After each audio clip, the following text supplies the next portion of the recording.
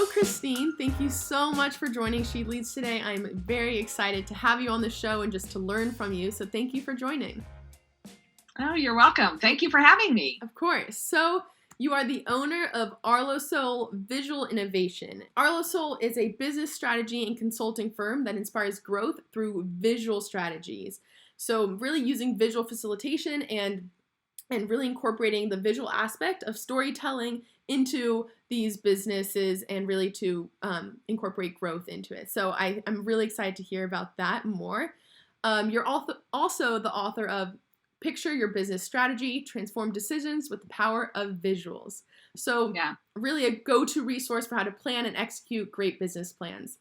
And from a general sense, you have 20 plus years of experience in strategy consulting, business planning, and more. So I'm really just excited to hear about your work and how you came to be such a powerful force in strategic planning and visualization and storytelling. So thank you. Yeah. Okay, Chris, I want to start off with take me back to when you were about my age, so 22 years old, coming out of Lewis and Clark College, I believe, and getting a degree at Lewis and Clark. At this point, what did you imagine your life? What did you want to be? What questions were you asking yourself to really go to that next step into the real world? I think I didn't have a good definition of who I wanted to be. And I think actually that played to my advantage. So in addition to the work that I did, in college, I spent a lot of time outside of college cooking professionally. So I've always had this sort of business analytical plus highly creative side to me. And even going back to high school, that showed up the same way. So, I was about graduating from college. I knew I could cook and I could take that with me anywhere, but I really didn't, outside of an English degree, I really didn't have a specific plan about what I was going to do. And I would also say the economy was real crap in 1985. So I left Portland and came back to Denver, Colorado, found a marketing.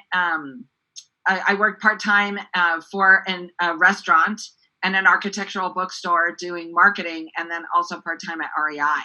So this sort of hopping and this sort of making things fit has really been part of my whole trajectory. Yeah. So where I had colleagues that had a clear vision, like I'm going to go work for MCI WorldCom, I'm going to go work for Accenture, that wasn't me. Yeah. I didn't know.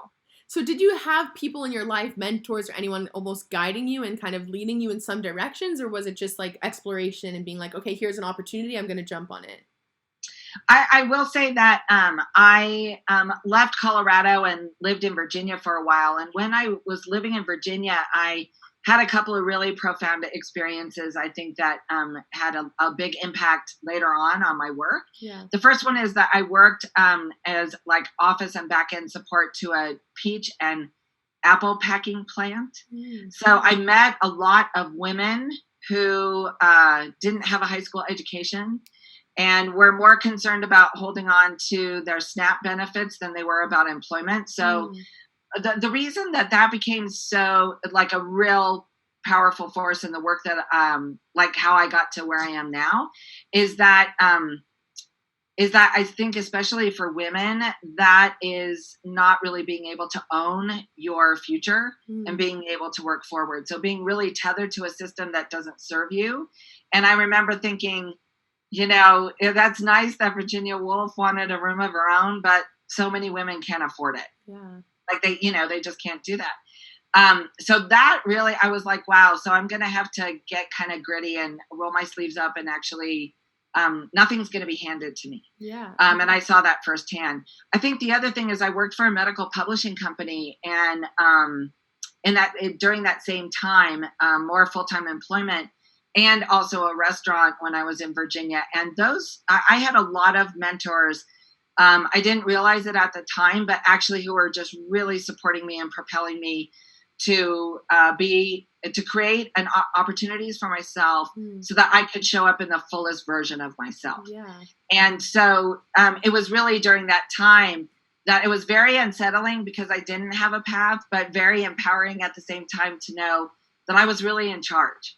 And so I could pretty much do whatever I wanted, but that it was going to be a lot of work.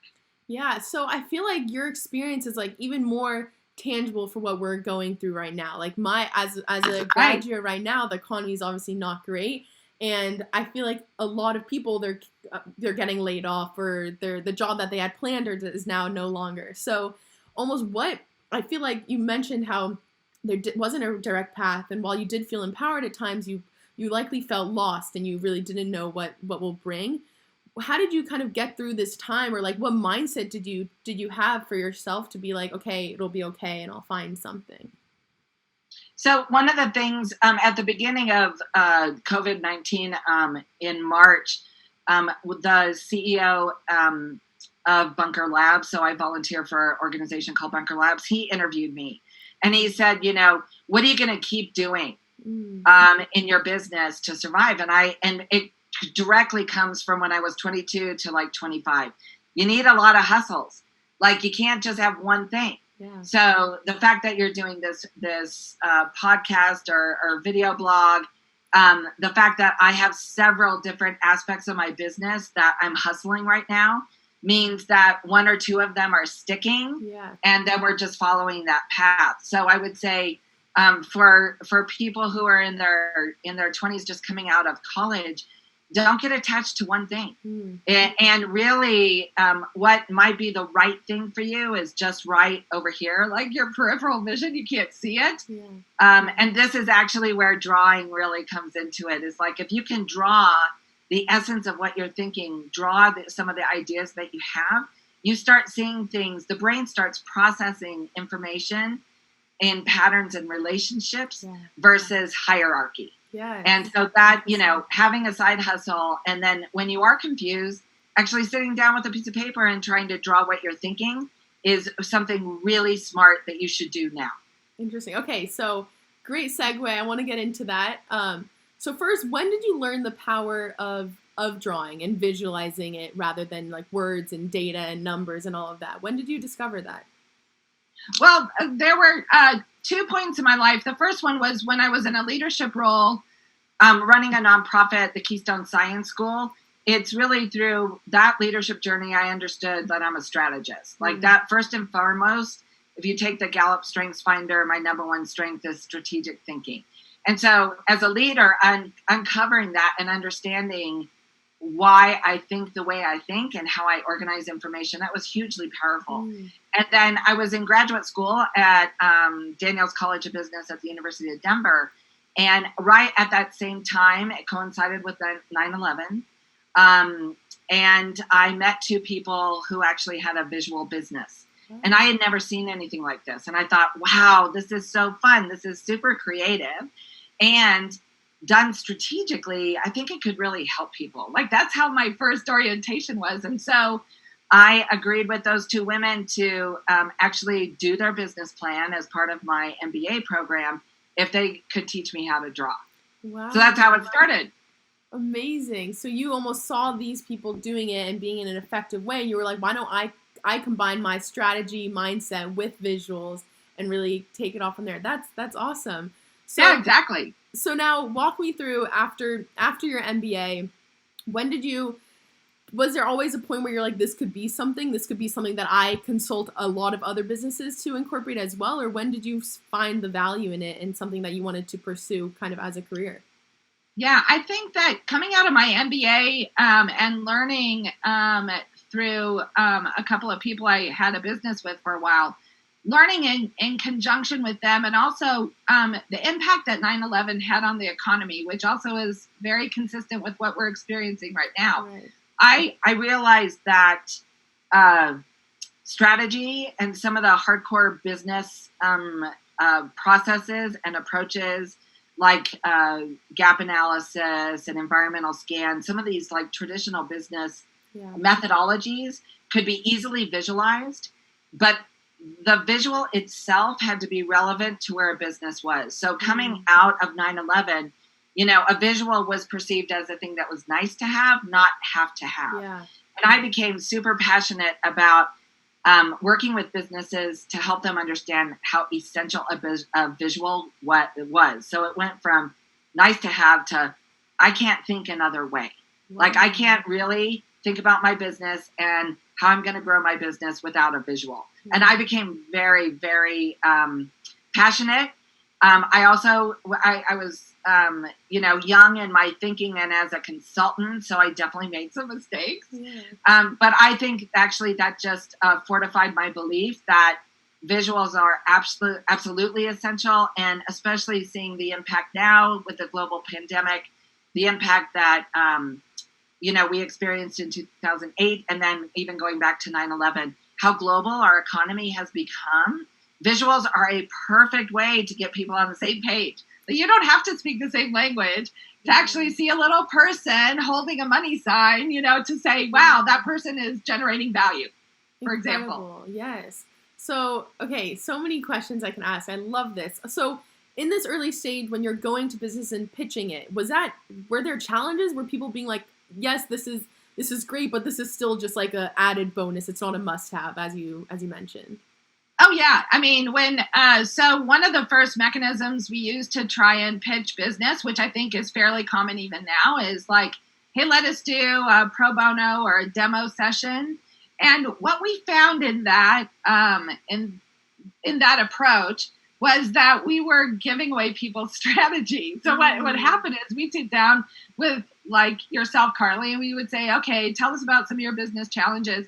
And at the end of 90 minutes, that person was like, hey, can I have that picture? Yeah, you just solved my business problem. I don't have to hire you.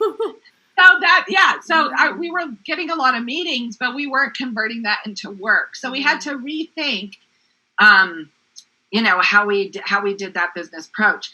And the other thing was actually going back and talking to a lot of our customers about why did you choose us and did you choose the visual? And so really, even before design thinking, using a design thinking approach where the customer is at the center, the users are at the center of the experience, understanding what it was about some customers that the visual really resonated, and with other customers that it was seen as something superfluous or something that they really didn't need. Yeah. Wow. Yeah. So that was interesting.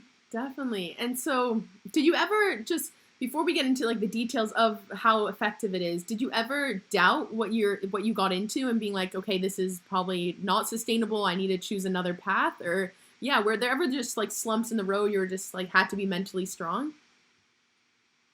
There are always slumps in the road. Like it hasn't been like this straight, nice arrow, that's like, yes, even though my business is, even in spite of COVID, is doing well. Right. There's always slumps. And I think that actually, pairing up with an engagement and an organization that didn't really get the visual component and might have been looking for something different. I spent some time actually a couple years ago going back to those clients and having really honest conversations about what didn't work for you as part of this process. So that required a lot of humility to actually say to myself and the people that I worked with, hey, we're going to go back to this project and these people where it didn't work. And we're going to actually ask them for some very candid feedback about what was the process like. And I have to say that when you do that, I encourage everybody to get into those deep conversations. First of all, those customers become the greatest referrals.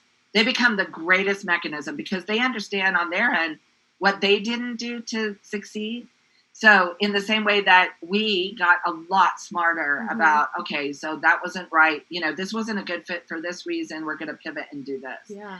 And so I think when there are those slumps, don't be afraid to actually go to the people that you're working with and saying, how can we make this better? I love that. I think there's so many valuable tools just in doing that. Not only are you gaining insight for pivoting and going better, but it also just shows you as a company that you care about your customers and you want to do better and you're there, like you want to take that action to learn and really help the next customer. And as you said, like that's what the referral will come from. So I think that's really important.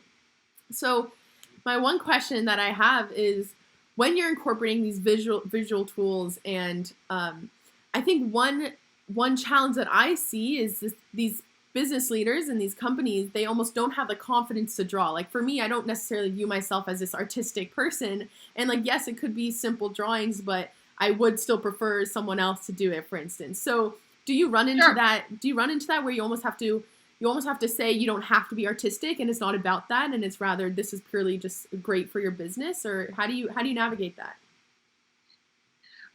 So when I was writing my book, I did a lot of research about this on like what kind of things do you have to change in your brain to be able to kind of open yourself up. Yeah. And then I've had a lot of experience. So I teach classes and how to do this. And we've had several business leaders come to those classes thinking, oh my gosh, you make it look so easy. Yeah. And after 2 or 3 days, they their reaction is just sort of like, now I understand why people hire somebody like you. So here's a couple things that we know is that we know that the human brain from ages 0 to 3 is on hyperactive. It's supercharged to make meaning. Yeah. Right. And the way that we do that as really young people is we look at color and shapes. And so visual elements are deeply wired into how humans learn, even more so than language, because language requires brain maturation and higher cognitive function. It uses actually a completely different part of the brain.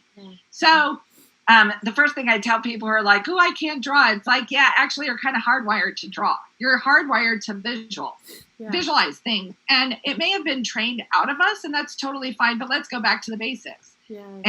And so then we run a little basic course in drawing, and people learn how, remember how to draw a circle, a square, a rectangle, and lines or arrows. Yeah. And like, okay, that's your alphabet. Like that's all you need. And so let's start combining these things. So when we combine 3 circles, it's a snowman. And when we combine a square and a triangle, it becomes a house. And you start remembering very quickly as an adult, especially if it's in a no risk kind of situation. And so building a very simple, your top 10 icons that you can draw, any leader can pick up a flip chart or actually, in these times, craft even on a piece of paper where, I'm like holding it up to the screen, can craft a visual that can help people organize mentally around really complex elements. And that's what I found in all the brain research is that because visuals help make meaning, we can recognize different patterns and they tell us different things about our business. Yeah, I think so. I actually know exactly what you're talking about in this of teaching the basics, because Stanford has an incredible design school and I've taken a few classes, and in one class we actually learned about like the easiest way to draw like a crowd of people, just like 3 circles and then like triangles underneath, and that's it. And so I think that's definitely, there's such an easy way, and there's almost this perception where it's like daunting. It's like, no, I can't draw. But like when I think what you said, like when you just teach these basics and you have the foundation, then it's fairly easy. So I think that's great. So I am wondering, I love talking to my guests about goal setting actually, and just really like planning out a year from now, 5 years from now. And so I'd love to get an insight into your method of goal setting. And I imagine it's very, very visual, and almost, I think a lot of people are more so like numbers and just purely sentences. So I want to kind of hear the differences, and if you do that. Oh yeah, absolutely. And I think that there's a very simple business process called gap analysis that a lot of consultancies, when they go in and they first try and assess like what is the problem we're trying to solve for. In the design thinking model, you have to understand your context. So what's the world that we're working in, and content? Okay, what are all the things that we're working with? So we start with your current state. So what is happening today? If I were to come into your organization or come into your startup, where do people meet? How do they talk? What do they talk about? What do your meetings look like? So some of that stuff is Tim Brown and IDEO, really like doing a very deep assessment of what's happening now. And then saying, okay, so if these are all the things that are happening now, and what are those things that are really working for you and the things that really aren't serving you? And a lot of that gets into what's our mission, what's our purpose, how are we behaving in such a way that's helping us move into the future? And so as you get into that conversation, you have to get some clarity about where you want to go. So that's not the goal setting, but that is like building an idea. I call it like a future pull. Where is the future pulling me? Why is it pulling me there? And being able to visualize that, because just like with sports and athletes, if you can visualize yourself living into that future, then it becomes much easier to say no to some things and yes to other things that help you move into that future. Yeah. And so that's the real goal setting. Okay, here's my current, here's my future, here's this big gap in the middle. What are some goals, usually 3, that you want to achieve in the next 6 to 18 months that can help you get closer to that future you want to see yourself in? Yeah. And so the thing that's so fun about this approach is that it still requires that analytical brain, because I need to, on the analytical side, I really need to understand the components of my future or my current that are going to help me get to my future. Yeah. And if you will, the right brain is unleashed to be able to connect the dots in how you get there. And so people say, oh, I'm not artistic. Oh, I'm not that creative. Actually, your brain is.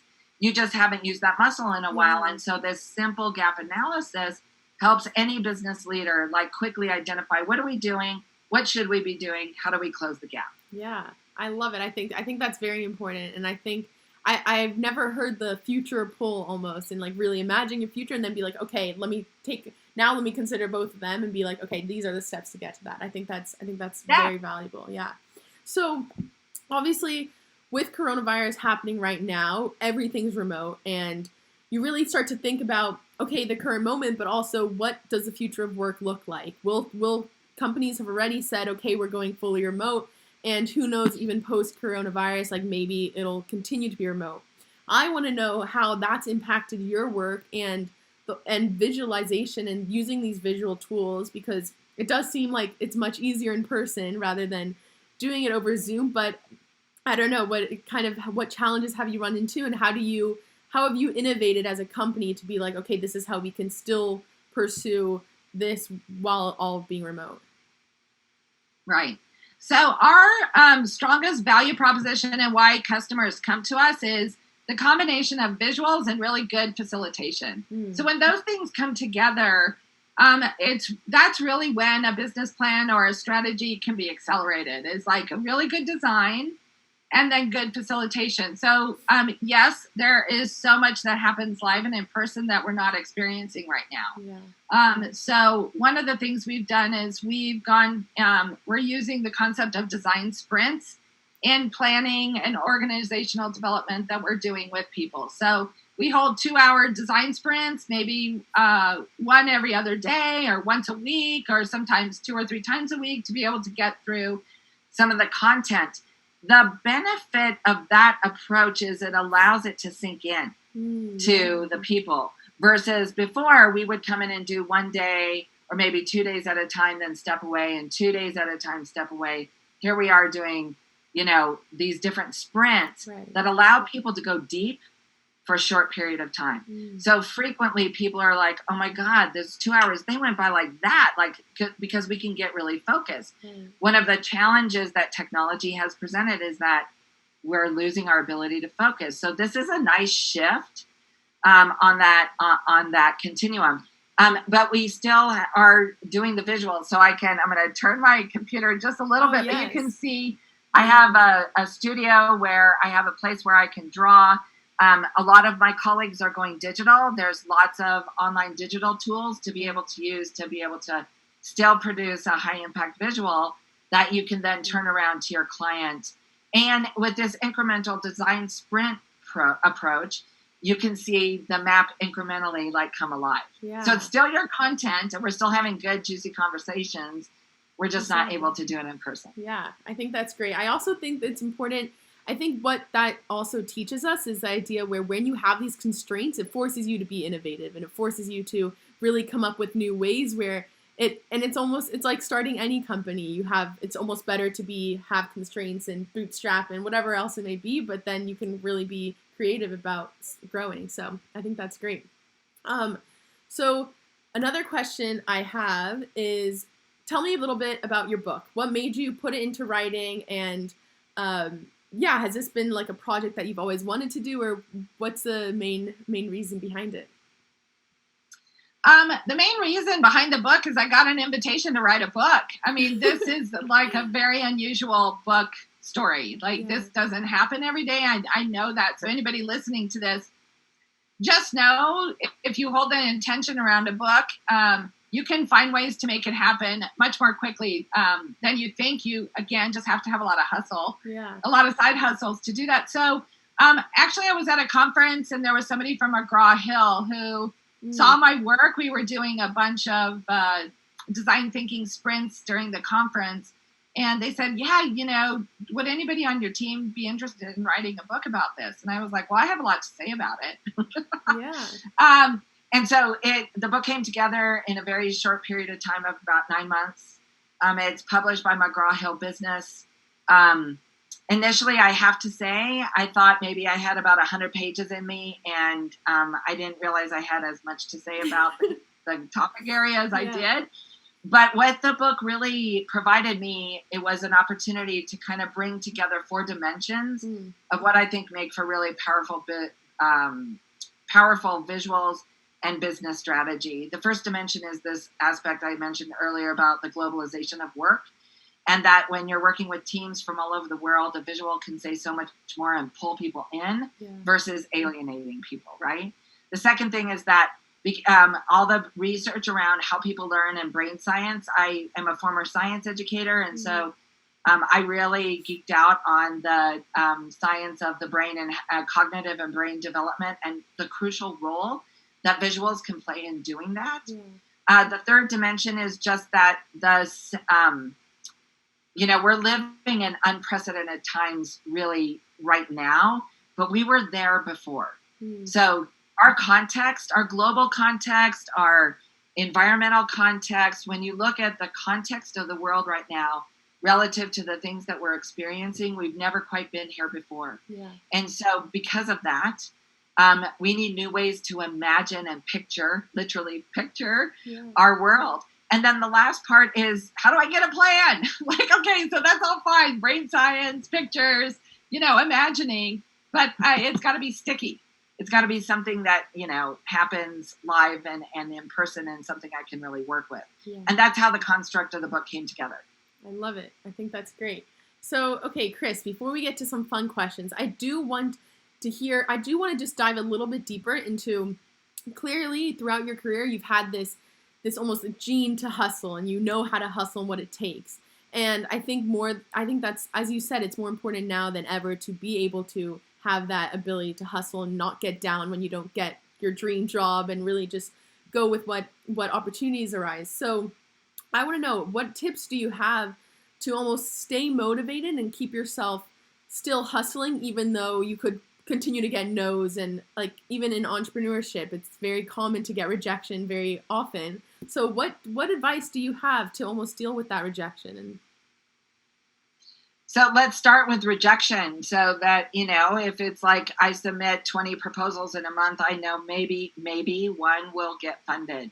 So you have to have a pretty thick skin when it comes to your product and your process. So I say to people, don't get too attached to your own outcome, because it actually doesn't serve you. So if you're too attached, then it means you already have an idea about the direction that you're headed and what that possible outcome might be, and that may not jive with the customer.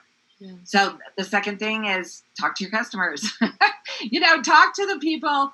So like you're doing with this amazing webinar podcast, if you say, okay, I want to be inspired and I want to learn from people who know more than I do, then don't be afraid to actually pursue it and test it. So it's not just test it with your customers, test it with the people that you're most excited to talk to. I think that this is one of the best platforms, and right now is the best time to reach out to people you've always wanted to talk to and say, oh, I'm going to talk to them. I'm going to interview them. So I think you have to be able to test those ideas, talk to your customers, and just keep moving forward. I think you brought up mentors earlier, but I think it's super important right now to be surrounded by people who get you and who are not afraid to push you.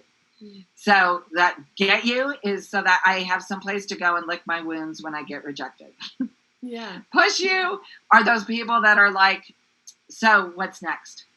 And that, that is really, sometimes that's really hard to hear.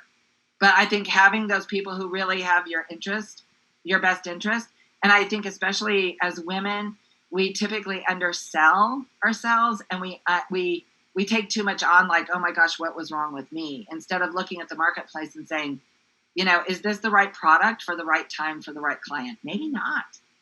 Yes, it's so true. And I've had this conversation with many of my guests on the show just about almost the mentality aspect of being a woman and kind of projecting, like, it's almost, you have to find that confidence in yourself before you project it onto others. Like, when you have that self-doubt, it's almost, that's what you're projecting. So have you found that you really need to, like, hype yourself up? And I think that's, like, I think you said it already, like, that's a really important lesson, but do you have anything more to say about being a woman in this space? Yeah, I think every woman should go to a sales training, regardless of whether you're in sales or not. And here's part of my, this is a good story for inspiration is, I was very resistant. I thought, hey, my business is pretty good. I don't need sales training. This is a lot of money. I don't want to take it. And I went through the sales training. It was an awesome person. She lives up in Boulder, and it was a 2.5-day program. And I was right at a point where I was renegotiating a retainer with a very prestigious institution in the U.S. To continue some strategic planning for them. Okay. And based on her advice and the sales process, I applied that sales process. I increased my overall retainer by $40,000 within 1 week. And I was like, and the customer didn't even push back when I asked for more money. So I realized through the sales process that I left money on the table. Wow. So it helped empower me to ask for what I thought I was worth. It helped me evaluate what do I actually think I'm worth. And then it pushed me to actually ask for more money. Yeah. And so I think every woman could totally benefit from good sales training, regardless of what your role is. It just is such an eye-opener about how to advocate for yourself. That's very, very interesting. I'll take that into consideration. Do it. I actually talked to Sylvia Acevedo, CEO of Girl Scouts, incredible woman. And in my episode with her, she teaches one of like her core, I guess, values in life is she only accepts 3 no's before she walks away. Like she needs 3 no's before being like, okay, fine. But I think, and then she also says the first sale you have to make is to yourself. Like you have to be able to be confident in yourself before you can go try to get something else. So I think that's a really good insight, and I'm gonna do it too. So I think that's great. Okay, Chris, as a final 2 questions, I want to know, what is a passion or hobby that you have that's just unrelated to your work? Right now, gardening. Oh, cool. I can't get my head out of it. Like I have so many weeds right now, and I'm plotting and planning about how to get rid of them.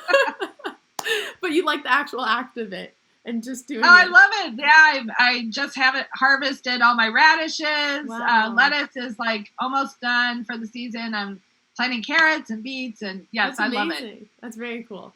And then as a final question, I ask all my guests, what is a fun or weird talent that you have that no one else really knows about?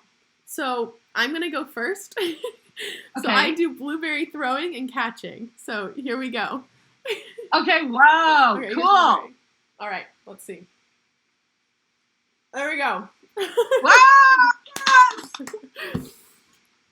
You know, I've been practicing for years. It's now ingrained in me, this talent. That's so good. I love it. Gosh, I'm trying to think. I think, I learned this actually from one of the younger people that worked for me a couple of years ago, is that, and this is not unique to me, but it kind of fits with the whole, with our whole conversation, is just that, when you have a sense of humor, you should really share it. And that was what her, as she was doing an exit interview, she was like, "You're so funny and the world doesn't see it."